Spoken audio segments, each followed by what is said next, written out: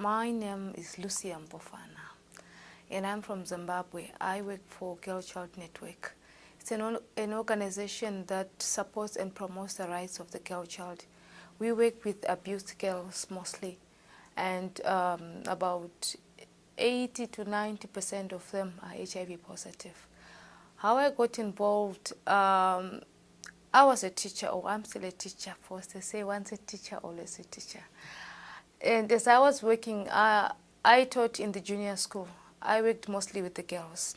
I worked in the rural areas where I saw that so many girls were in impoverished families and they were so marginalized. They didn't have as much as the boys had. They didn't even have equal opportunities. If the parent felt they didn't have enough school fees, they would let the girl child drop out of school.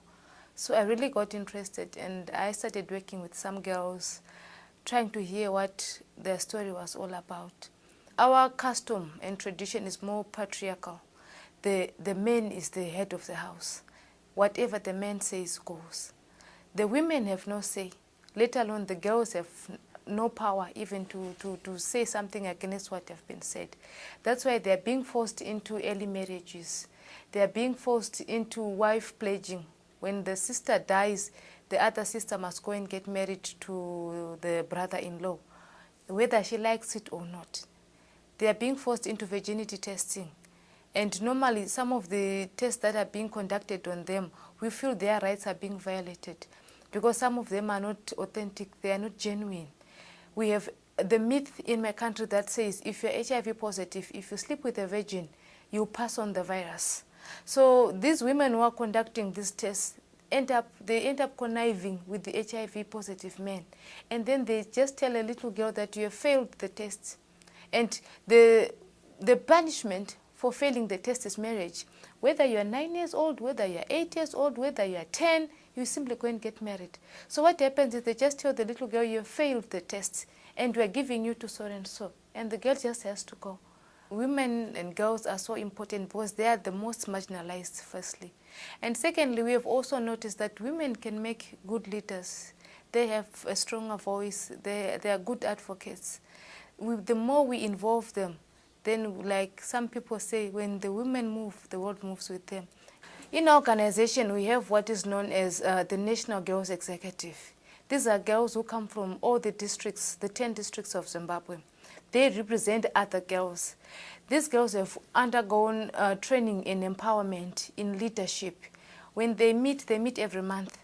They decide their own meetings. They do their own agenda. They talk about their own issues. They map ahead their way forward.